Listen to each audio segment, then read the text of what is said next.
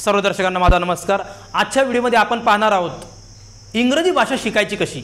मागच्या व्हिडिओमध्ये आपण पाहिलं होतं इंग्रजी भाषा का महत्त्वाची आहे, इंग्रजी बोलणं का महत्त्वाचं आहे। आजच्या व्हिडिओमध्ये पाहू की इंग्रजी कशी शिकावी। मी तुम्हाला सविस्तर सांगणार आहे, कोणताही मुद्दा सोडणार नाही। हा व्हिडिओ प्रत्येकाने स्किप न करता संपूर्ण पाहावा। मी तुम्हाला खात्री देतो जर तुम्ही हा व्हिडिओ पूर्ण पाहिला तर तुम्हाला इंग्रजी नक्कीच बोलता येईल। कोणतीही नवीन भाषा शिकण्याकरता दोन पर्याय असतात। पहिला पर्याय मातृभाषेप्रमाणे ती भाषा शिकणं आणि दुसरा पर्याय त्या भाषेचं व्याकरण आणि शब्दार्थ समजून ती भाषा शिकणे। दोन पर्याय आहेत बघा, तुम्हाला मी दोन पर्याय सांगितले। पहिला पर्याय मातृभाषेप्रमाणे शिकणे आणि दुसरा पर्याय नवीन भाषा व्याकरणाद्वारे आणि शब्दार्थाद्वारे शिकणं। तर आपण दोन्ही पर्यायाद्वारे चर्चा करू। आता बघा, एखादी भाषा तुम्ही शिकताय, जर ती तुमची मातृभाषा नसेल तर मातृभाषेसारखे तुम्ही शिकू शकत नाही। पण तरी तो पर्याय आपण समजून घेऊ। एखादी भाषा मातृभाषेसारखं शिकणं म्हणजे काय करणं बघा। आता आपण तुमच्या मातृभाषेपासून विचार करू। तुम्ही तुमची जी काही भाषा बोलत असाल, हिंदी, उर्दू, तमिळ, कन्नड, मराठी, जी तुमची मातृभाषा असेल ती कशी शिकली ते आठवा। लहानपणापासूनचा दिवस आठवा। ज्या दिवशी तुमचा जन्म झाला होता तेव्हापासून आठवा। ज्यावेळेस तुमचा जन्म झाला होता, जन्मजात माणसाला आपली कोणतीच भाषा नसते, जन्मजात माणूस कोणतीच भाषा बोलत नाही। नेमकं तो हे जग बघत असतो आणि हळूहळू जेव्हा तो मोठा व्हायला लागतो, तुमचं कुटुंब, तुमचा परिवार तुम्हाला ती भाषा हळूहळू शिकवतो। तुम्ही जन्मजात काय करता माहिती आहे का? फक्त तुमच्या आजूबाजूला बघता, तुमचे डोळे काम करतात, तुम्ही तुमच्या फक्त आजूबाजूला पाहता की काय काय घडत आहे। आणि तुमच्या आजूबाजूला जे लोक असतात ते जे काही बोलतात ते तुम्ही फक्त कानाने ऐकता, त्यांचे शब्द तुम्ही समजून घेता आणि शब्दाकडे तुम्ही आकर्षित व्हायला लागता। ते जे काही बोलत असतील ते समजा तुमचं नाव घेतात, तुमचं जे काही नाव असेल, समजा तुमचं नाव आहे ओम, तर ते बोलतात ओम बाळा इकडे बघ, ओम बाळा इकडे बघ, तर टाळ्या वाजवतात, इकडे बघ इकडे बघ इकडे बघ इकडे बघ। तुम्ही फक्त तुझा आवाज आहे, तुझं ध्वनी आहे, त्या ध्वनीकडे आकर्षित होतात। परंतु त्या आवाजाचा, त्या शब्दाचा अर्थ काय त्याला काहीच माहीत नाही। फक्त तो आवाज त्याच्या कानावर पडला आणि तो त्या आवाजाकडे आकर्षित होऊन तो आवाज फक्त ऐकतो। तर ही पहिली प्रोसेस आहे कोणती नवीन भाषा शिकण्याची। पहिली प्रोसेस ती भाषा ऐका, ती भाषा ऐका। आणि हळूहळू बाळ मोठं व्हायला लागतं आणि त्या बाळाला काहीतरी समजायला लागतं। ते बाळ त्या शब्दाचा अर्थ काढायला लागतं। मम्मी म्हणते हे पप्पा आहेत, पप्पा आहेत, पा पा पा करत तो पप्पा पप्पा शिकायला लागतो आणि तो समजून घ्यायला लागतो पप्पा या शब्दाचा अर्थ म्हणजे असा कोणीतरी व्यक्ती जो माझ्या घरात पुरुष म्हणून आहे, पुरुष म्हणून आहे, आणि तो पप्पा आहे माझा कोणीतरी पुरुष मंडळी। आणि घरातील दुसरा व्यक्ती त्याला शिकवतो मम्मी म्हण, मम्मी म्हण, मम्मी म्हण। त्याला कळतं की मम्मी म्हणजे कोणीतरी स्त्री जी माझ्या जवळची आहे, माझ्या हक्काची आहे। आणि कोणीतरी शिकवतं याला आजोबा म्हणायचं, त्याला कळतं आजोबा म्हणजे कोणीतरी घरातील वृद्ध व्यक्ती जो पुरुष आहे आणि माझ्या जवळचा आहे। कोणीतरी शिकवतं याला आजी म्हण, आजी म्हणजे स्त्री, वृद्ध स्त्री, माझ्या घरातील एक वृद्ध स्त्री। त्याला ते शरीरावरून काहीतरी अंदाज यायला लागतो, काहीतरी फरक आहे या सर्वांमध्ये। बघा, तो मुलगा आता त्या भाषेचा शब्दार्थ समजून घेऊन राहिला आहे। शब्दार्थ की या शब्दाचा अर्थ काय, पप्पा म्हणजे काय, मम्मी म्हणजे काय, आई म्हणजे काय, आजी म्हणजे काय, आजोबा म्हणजे काय, काका म्हणजे काय, नाना म्हणजे काय, मामा म्हणजे काय, मामी म्हणजे काय, या प्रत्येक शब्दाचा तो अर्थ समजून घेऊन राहिला। तुम्हाला नवीन भाषा शिकत असताना ती भाषा ऐकावं लागते आणि ऐकत असताना प्रत्येक शब्दाचा अर्थ हुबेहूब समजून घ्यावा लागतो। आणि बघा, तुम्ही ज्यावेळेस तुमची मातृभाषा शिकत होते त्यावेळेस तुम्हाला कित्येक लोकांची गरज पडली। प्रत्येक व्यक्ती तुम्हाला त्या भाषेत बोलला। जर तुमची भाषा मराठी असेल तर प्रत्येक व्यक्ती मराठीमध्ये बोलला, प्रत्येक व्यक्ती तुम्हाला भेटला मराठीमध्ये बोलला। प्रत्येक दिवस, प्रत्येक रात्र, प्रत्येक महिना, प्रत्येक वर्ष तुम्हाला तो मराठीमध्ये बोलला। म्हणून तुम्ही हळूहळू ती मराठी मातृभाषा शिकली। आपण पहिल्या पद्धतीचा विचार करतो की मातृभाषेप्रमाणे जर शिकायचं असेल तर तुम्हाला हीच पद्धत अवलंबावी लागेल। तुम्हाला अशा वातावरणात राहावं लागेल ज्या ठिकाणी लोक इंग्रजीच बोलतात।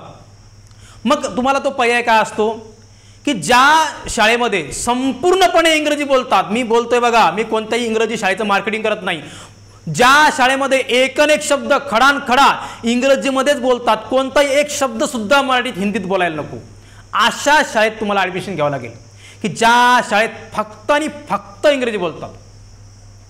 आणि त्यानंतर तुमच्या घरीसुद्धा घरच्यांना इंग्रजीच बोलावं लागेल, तर तुम्हाला ते वातावरण मिळतं. आणि दुसरा पर्याय काय आहे की तुम्हाला अशा देशामध्ये जावं लागेल ज्या देशामधले लोक फक्त इंग्रजी बोलतात, किंवा अशा राज्यामध्ये जावं लागेल ज्या राज्यामध्ये लोक फक्त इंग्रजी बोलतात, तर तुम्ही मातृभाषाप्रमाणे ती भाषा शिकू शकता आणि फार लवकर शिकू शकता. जर तुम्ही जर शाळेतील शिक्षकांनी, शाळेतील जे काही कर्मचारी आहेत, तुमच्या सहकारी विद्यार्थ्यांनी सर्वांनीच जर इंग्रजी बोलली, तर तुम्ही 2 ते 3 वर्षात इंग्रजी शिकता त्या वातावरणात राहून. बघा, आता आपण दुसऱ्या पद्धतीचा विचार करू. मातृभाषेप्रमाणे आपल्याला शिकता येत नाही, आपल्याला इंग्रजी बोलणारं वातावरण उपलब्ध नाही, आपले घरचे इंग्रजी बोलत नाही, आपली शाळा पूर्ण इंग्रजी बोलत नाही, आपण अशा राज्यात, आपण अशा देशात राहत नाही. आता पर्याय काय? आता पर्याय राहतो इंग्रजी जिथे भेटेल तिथं ऐका, इंग्रजी ऐका, इंग्रजी ऐका. बघा, जर आपल्याला नवीन भाषा शिकायची तर आपल्याला त्या भाषेचा पुष्कळ शब्दार्थ असावा लागतो, भरपूर शब्दार्थ असावा लागतो. शब्दार्थाशिवाय आपण इंग्रजी बोलू शकत नाही, शब्दार्थ भरपूर पाहिजे. चला, मी तुम्हाला आज जाहीर करतो की आपल्याला समजा इंग्रजी बोलायची तर आपल्याकडं किती शब्दार्थ असला पाहिजे. मला जे आतापर्यंत कळलं, आपल्याला कोणतीही नवीन भाषा शिकण्याकरता आपण एका बैठकीमध्ये कमीत कमी 3000 शब्द लिहू शकलो पाहिजे, एका बैठकीमध्ये. म्हणजे एकदा तुम्ही सुरू केलं, समजा तुम्ही सकाळी 7 वाजता लिहायला सुरू केलं की मधात ब्रेक न घेता तुम्ही वॉशरूमला ब्रेक घेऊ शकता, तुम्ही लंच करता ब्रेक घेऊ शकता, ब्रेकफास्ट करता ब्रेक घेऊ शकता, परंतु मोठा ब्रेक घ्यायचा नाही. वॉशरूम ब्रेक घ्यायचा, लंच करता, ब्रेकफास्ट करता ब्रेक घ्यायचा, परंतु अविरतपणे जोपर्यंत तुमचे 3000 शब्द पूर्ण होत नाही तोपर्यंत थांबायचं नाही. आणि जर तुम्ही असे एका सुईनं बरोबर असणारे 3000 शब्द लिहू शकत असाल तर तुम्ही इंग्रजी बोलू शकता. कळलं? तुम्हाला पहिली कंडिशन सांगितली की तुम्हाला 3000 शब्द आले पाहिजे, एका सुईनं लिहिता आले पाहिजे, आठवता आले पाहिजे, तर तुम्ही इंग्रजी शिकू शकता. पहिली अट सांगितली. दुसरी अट, दुसरी पद्धत, इंग्रजी कशी शिकायची? तुम्हाला इंग्रजीचं व्याकरण यावंच लागतं. चला, तुम्हाला आता मी एक सर्वात मोठं खरं सांगतो. ज्या काही लोकांचे स्पोकन क्लास असतात, ज्या काही लोकांचे इंग्लिश स्पीकिंग क्लास असतात, ते लोक खोटं बोलतात की तुम्हाला इंग्रजी शिकण्याकरता ग्रामरची आवश्यकता नाही. जर क्लासमध्ये तुम्ही जर इंग्रजी शिकत असाल क्लासमध्ये, तर तुम्हाला ग्रामरची आवश्यकताच लागते. कारण आपण ती भाषा मातृभाषेप्रमाणे आता शिकत नाही, तर तुम्हाला व्याकरण असावंच लागतं, व्याकरण समजावंच लागतं, ग्रामरची आवश्यकता लागतेच. तर तुम्हाला स्टेप बाय स्टेप ग्रामर समजून घ्यावं लागतं, स्टेप बाय स्टेप. आणि ॲप्लाइड पद्धतीनं इंग्रजी बोलण्याकरता ग्रामरची एक विशिष्ट पद्धत असते, व्याकरणाची एक विशिष्ट पद्धत असते, त्या पद्धतीनंच तुम्हाला ते ग्रामर शिकावं लागतं आणि त्या ग्रामरचा आपल्या व्यवहारात वापर करावा लागतो, तरच तुम्ही इंग्रजी शिकू शकता. आता आपण शाळेमध्ये ग्रामर शिकतो, परंतु शाळेमध्ये शिकलेलं ग्रामर तुम्हाला इंग्रजी बोलण्याकरता प्रवृत्त करत नाही. ते तुम्हाला इंग्रजी लिहिण्याकरता काम करू शकतं, पण बोलण्याकरता नाही. इंग्रजी बोलण्याकरता ग्रामर हे ॲप्लाइड पद्धतीनं, उपयोजित पद्धतीने शिकावं लागतं. उदाहरणार्थ, समजा आपल्याला सिंपल प्रेझेंट टेन्सचा वापर शिकायचा. आपण ज्यावेळेस लिखाण शिकतो त्यावेळेस सिंपल प्रेझेंट टेन्स आपण कसं शिकतो? सिंपल प्रेझेंट टेन्सचा फॉर्म्युला शिकतो आणि त्या फॉर्म्युल्याचा आपण वाक्यामध्ये वापर करतो. परंतु बोलत असताना तो सिंपल प्रेझेंट टेन्स, तो साधा वर्तमान काळात बोलण्यात कसा वापर केल्याचा तो प्रॅक्टिकली समजून घ्यावा लागतो. जसं की सिंपल प्रेझेंट टेन्सचा खरा वापर आपल्या रोजच्या सवयी दाखवण्याकरता होतो. आपण जे काही रोज करतो, नियमितपणे करत असतो, त्या सवयी दाखवण्याकरता सिंपल प्रेझेंट टेन्सचा वापर करतो. तसं आपल्याला उपयोजित शिकावं लागतं. उदाहरणार्थ, आता सिंपल प्रेझेंट टेन्सचा वापर कसा होतो मी तुम्हाला या व्हिडिओमध्ये सांगतो. सिंपल प्रेझेंट टेन्सचा फॉर्म्युला काय असतो? Yes plus ME1 plus yes oblique ES oblique IS plus O plus C plus full stop, हा सिंपल प्रेझेंट टेन्सचा फॉर्म्युला आहे.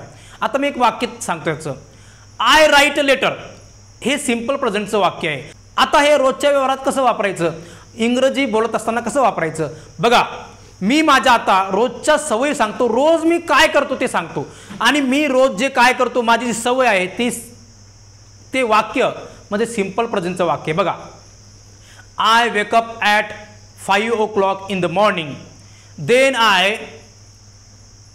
drink 2 glass water, then I go for toilet, then I wash my hands, I take toothbrush, I apply paste on brush, I brush my teeth, I wash my mouth, I bath, I change my dress, I go for class. ही माझी रोजची activity आहे, हे मी रोज करतो. असा शिकत असताना तुम्हाला उपयोजित पद्धतीनं ग्रामरचा वापर करावा लागतो. आजच्या व्हिडिओमध्ये आपण इंग्रजी बोलण्याच्या सर्व पद्धती समजून घेतल्या. जर तुम्हाला हा व्हिडिओ आवडला असेल तर व्हिडिओला नक्कीच लाईक करा. आणि तुम्हाला वाटतं की या व्हिडिओमुळे तुमची मदत झाली तर इतरांनाही मदत व्हावी म्हणून तुम्ही तुमच्या मित्रांना, नातेवाईकांनाही शेअर करू शकता. व्हिडिओ पाहिल्याबद्दल धन्यवाद. पुन्हा भेटूया पुढच्या व्हिडिओमध्ये.